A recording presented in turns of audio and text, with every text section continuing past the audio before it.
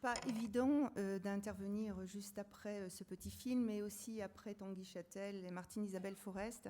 On peut remarquer que c'est un sujet qui est fort en émotion. Nous avons organisé cette journée. Ce qu'il y a de commun avec ces belles personnes, et vous verrez aussi au niveau de la table ronde, hein, c'est que quelque chose les lie. On n'est pas aidants.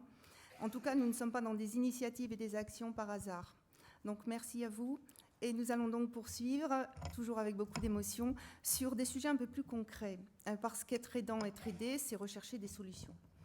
La quête des solutions rapides, comme dit souvent Martine Isabelle, objectivons la solution. Alors, il y a quelque chose, moi, qui m'a interpellée. On parle beaucoup de la journée des aidants, mais quid des aidés ? Quand j'écoute, hein, d'un point de vue médiatique, ça fait un peu peur. Journée des aidants, nous sommes gagnés par l'usure, nous développons des polypathologies, nous sommes mortels prématurément, nous n'avons plus de vie sociale, nous flirtons avec l'isolement, beaucoup de souffrance. L'amour là-dedans, même avec un conjoint, est menacé de tous les périls possibles. Et j'ai envie de dire, si je deviens aidée, si je suis aidée, j'ai envie de disparaître très vite. Alors, ce que je vous propose, c'est qu'en fait, nous soyons dans une journée pour les aidants et les aidés. C'est un binôme. Et il n'y a pas d'aidants sans aidés. Par rapport à ça, nous allons les envisager plutôt comme partenaires, un binôme partenaire, ou un binôme co-accompagnant. Si je vous avance l'idée de co-accompagnant, c'est que ça vient d'une jeune femme, hein, qui a perdu donc son époux qui est décédé d'un cancer et qui fait partie d'une petite équipe, parce qu'on va parler de l'entreprise, et là il y avait une micro-entreprise. Quand je suis allée rencontrer cette petite équipe de 3 salariés, l'aidante qui était, je dirais, en train de surfer avec la vague, hein, forcément, comment on dit, faire son deuil. Eh bien, elle me disait, mon compagnon, nous avons été tous les deux co-accompagnants. Et puis, les 2 salariés, collègues, ont dit, mais nous aussi, nous avons co-accompagné cette femme, cette épouse et son conjoint. Il y a eu une solidarité et qui n'a pas de prix. Voilà, donc je pense que quand on parle de bénévolat, d'un savoir-être, savoir donner sans recevoir, la gratuité, eh bien c'est important de se dire que ce petit exemple-là, je veux leur rendre hommage, et l'aidant, l'aider est pour moi co-accompagnant. J'avais envie d'ajouter effectivement 3 choses. Donc la question que Myriam a posée, hein, elle disait « j'aimerais pas être un aidé, hein, parce que de la façon dont on parle de moi, ça commence à être un petit peu lourd ». C'est vrai que jusqu'à présent, on a plutôt utilisé des échelles de fardeau, on les appelle comme ça, pour décrire à quoi fait face la proche aidante. Également, on leur demande beaucoup, hein, on l'a vu dans les extraits là, de les paroles d'aidants. On est isolé, c'est vrai. Je suis un peu mal à l'aise parce qu'en même temps, c'est vrai qu'on est isolé, c'est vrai qu'on s'appauvrit, c'est vrai qu'on n'est pas compris, c'est vrai ceci, cela, etc., etc. Mais c'est vrai qu'on aime beaucoup, c'est vrai que ça crée des relations très fortes. Vous avez dû le voir en soins palliatifs quand même, hein? Parfois, on se sépare, on est très content de se séparer, mais parfois, on n'est pas content de se séparer parce que ça met fin à une histoire qu'on aimait, hein? Moi, j'en vois beaucoup en soins palliatifs. J'ai vu plus de morts que plein de médecins. C'est quand même pas... Et c'est moi qui fais les soins de bouche. C'est vrai, hein? Je lave les dentiers et tout. Parce que je veux qu'ils me parlent. Alors, j'allais enchaîner sur une chose qui, moi, m'a beaucoup choquée et continue de me choquer. C'est-à-dire que quand Alexandre avait le cancer et qu'il avait des traitements de chimiothérapie, évidemment, à suivre, beaucoup de méthotrexate, et que j'ai revendiqué haut et fort qu'il soit adéquatement soulagé. Savez-vous ce qui m'est arrivé? On parlait de formation des aidants. Dr. Bond, qui ne souriait plus, m'a mis dans un sac brun des aiguilles et du méthotrexate en quantité suffisante pour que moi, je pique mon fils. Puis il ne m'a jamais montré comment. Je suis avocate en droit de la santé, mais je ne sais pas comment piquer. Aucune idée. Et là, on est devenus co-accompagnants, Myriam, parce que c'est Alexandre qui me disait « Maman, tu fais ça tellement bien. On va réussir ensemble. » Je soyais sur le comptoir de la cuisine, on choisissait une cuisse, puis bon, il fallait que je m'étais pratiquée avec une orange, parce que mon savant mari médecin, qui ne voulait pas piquer, lui, alors qu'il avait le mode d'emploi, me disait « Tu fais ça dans une orange, ça va être à peu près la même sensation. » Je me demande encore aujourd'hui pourquoi je ne l'ai pas poursuivi, ce type, parce que c'était une faute grave, non? Et moi, j'ai vécu des émotions, je vous dirais, assez incroyables à chaque fois que je l'ai piqué.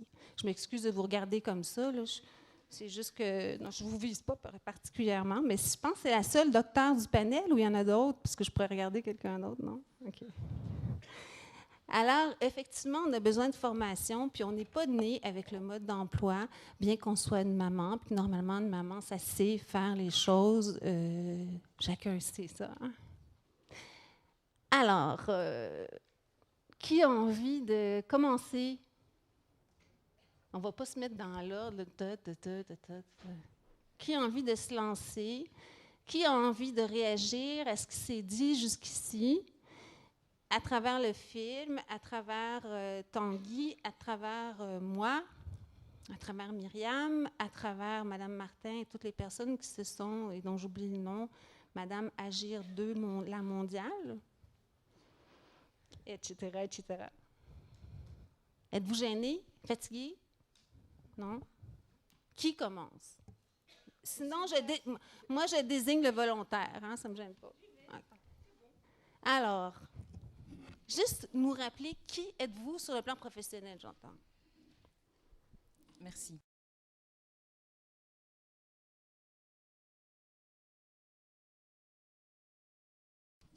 Donc moi, je suis Catherine Pagy, de l'association Vie Partagée, coordinatrice de l'association, mais fondatrice aussi avec d'autres. Voilà. Oui. À l'origine, on est des parents, des aidants, pardon, mais on est des aidés aussi, puisqu'on est bien dans cette double relation, et des professionnels concernés justement par les personnes en situation de handicap ou des personnes âgées atteintes d'une maladie cognitive. Alors si je me dis oui, je me lance tout de suite, c'est juste pour illustrer ce qu'on a dit à maintes reprises, qu'il faut être ensemble.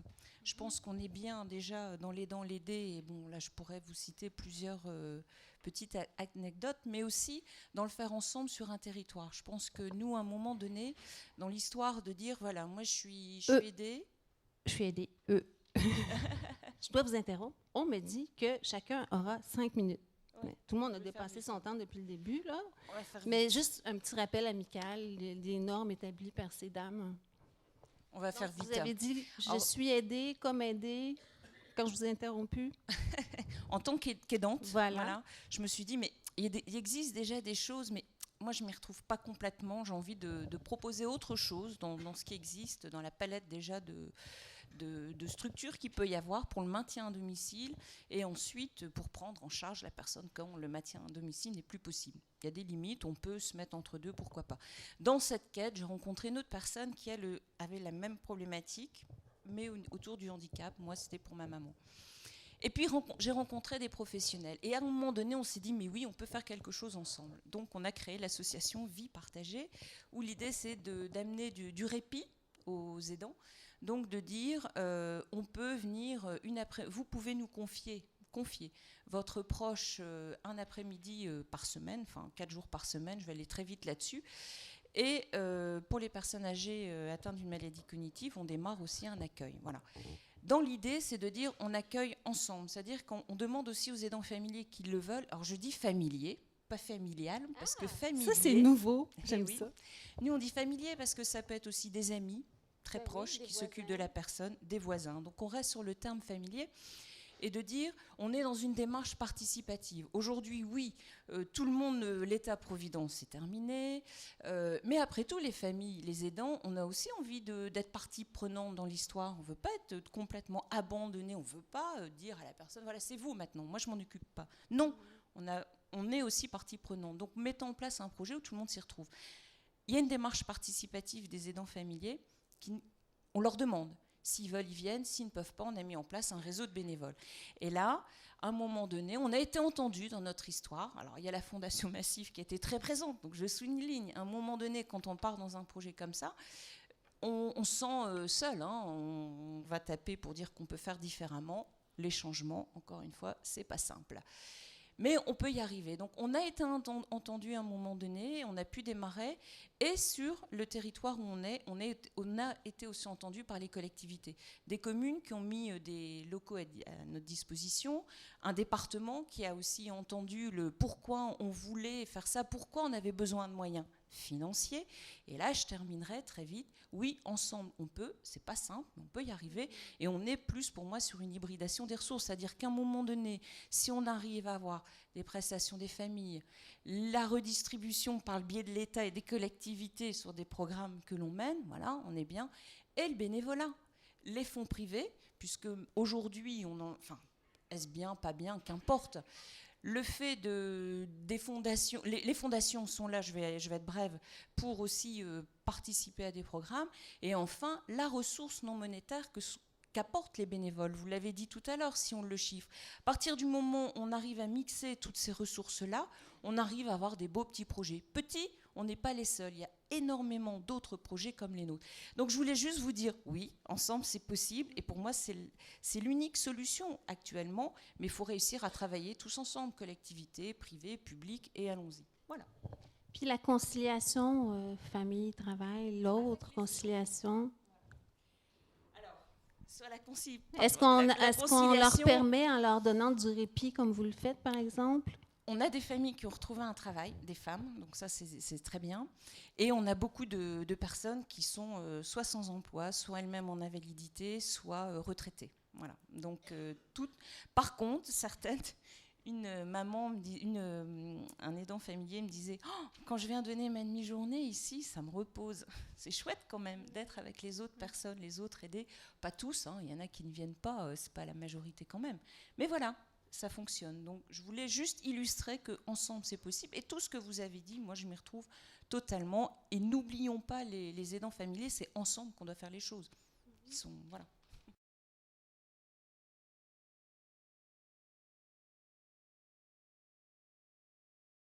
Bonjour, je suis donc Guy Boyer, je suis directeur d'un foyer de vie pour personnes handicapées vieillissantes et d'un foyer d'accueil médicalisé. Alors je vais avoir des propos qui vont peut-être vous surprendre, donc je vais simplement les contextualiser en 2 minutes.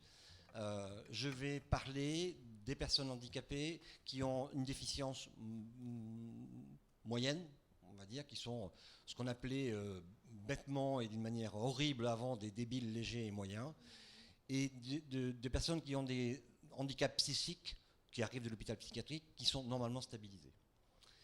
Voilà, je situe bien ces propos dans son contexte. Alors moi, j'aime pas les aidants. Parce que les aidants ont gâché la vie des aidés. L'établissement, donc quand je suis arrivé dans cet établissement, qui a été fondé par le maire de la commune, qui est une personne handicapée physique, et son père, qui est un grand professeur de médecine, ils ont eu l'idée généreuse, mais saugrenue, de faire des pavillons pour accueillir des familles avançant en âge avec leur enfant handicapé. Quand je dis leur enfant handicapé, il avait 45 ans minimum. Hein. Donc ces familles-là, normalement, devaient arriver dans cet établissement en ayant 60-70 ans, c'est-à-dire en attendant leur décès, pour que leur enfant d'un certain âge soit pris en charge et ne soit pas dépaysé le jour où ses parents allaient disparaître.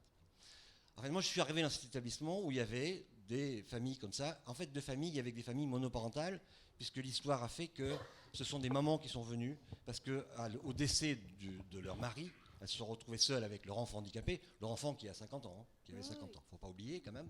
Il y en a beaucoup, hein. Et elles se sont retrouvées donc, dans cet établissement qui était censé les aider et qui était censé accompagner leur enfant. Donc, en situation d'aidante. Et en fait, elles ne permettaient pas à leur enfant de vivre. C'est-à-dire qu'il n'était pas un adulte, il était leur enfant, et leur enfant déficient. Comme elles s'étaient toujours occupées de leur enfant déficient, elles savaient ce qui était bon pour elles, pour eux, et elles ne permettaient pas aux professionnels de proposer à leur enfant de s'autonomiser. Donc nous, quand je suis arrivé pour une mission assez particulière dans l'établissement qui était en grande difficulté, moi j'ai proposé à ces personnes de ne plus s'occuper de leur enfant, mais de s'occuper d'un adulte, ce qui n'était pas la même chose. Il y avait un changement de paradigme qui a été un peu redoutable. Et puis je leur ai dit, voilà, maintenant, votre gamin, là, il n'est plus handicapé, mais il est handicapable. Et petit à petit, ce mot-là, d'handicapable, a permis que les choses évoluent. Et en fait, la plus grande frustration était pour les aidants, pas pour les aidés. Donc c'est pour ça que quand j'ai dit en propos introductif que moi les aidants je les aime pas parce qu'ils ont compliqué la vie pendant très longtemps de leur enfant qui a avancé en âge. Et accessoirement la vie des professionnels. Mais ça c'est pas grave, la vie des professionnels. Certains aidants ont fait cela. Ça a été comme ça pour toutes les familles qui étaient accueillies. Oui, mais par ailleurs, il y a d'autres catégories d'aidants et d'autres catégories d'aidés, et tous les aidants ne se comportent pas de la même manière. Oui. C'est dans un contexte. Mais voilà. Dire je n'aime pas les aidants, je me sens personnellement visée. Je trouve ça dur. C'est vrai qu'on a tendance à prendre beaucoup de place, hein, parce qu'on a peur. Ils l'ont dit aussi dans la parole, ils ont dit c'est la seule identité qui nous reste. Donc, on fait ça, on fait ça, on fait ça, on fait ça, on fait ça. Puis on a l'impression que personne d'autre saura aussi bien que nous faire ça. Hein? Donc, c'est complexe quand même, un être humain. Puis j'aurais envie d'introduire la nuance, genre... hein? On est-tu d'accord? Certes, mais okay. Ça a été vraiment la prise de conscience que l'aider, il a aussi des... moi, je ne parle pas de droits, mais il a simplement des envies. Et des envies qui peuvent être contradictoires avec les envies des parents, des aidants. Ça a été douloureux et ça a été long. Voilà.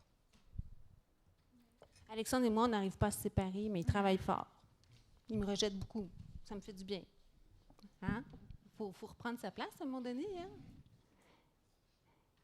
Je crois que la leçon à tirer de cette expérience à ton niveau, Guy, c'est aussi que si nous n'associons pas à un moment donné dans une initiative l'aider et l'aidant, ça peut mettre en échec toute initiative.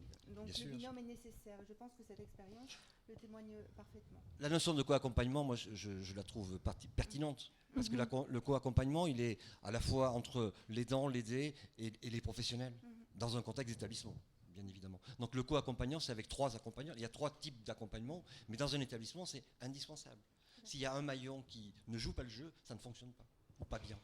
J'ai envie d'ajouter à l'Université de Montréal et le projet que je suis en train de tenter d'implanter en Suisse, on appelle, c'est un nouveau concept, le partenariat de soins et de services, où l'on considère ici le patient, le proche aidant et tous les membres de l'équipe partenaires. Et là, ce serait intéressant, juste une conférence là-dessus, c'est quelque chose. Hein, ça change.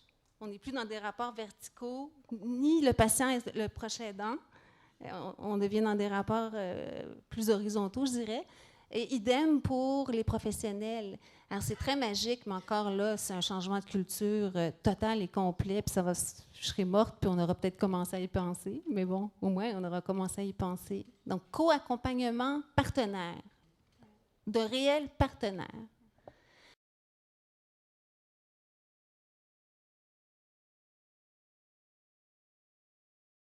Donc, je m'appelle Olivier Maurice et je suis chef de projet pour une association qui s'appelle Avec nos proches et qui va souffler ses 2 bougies dans quelques jours parce qu'elle est née le 15 octobre 2012. Voilà.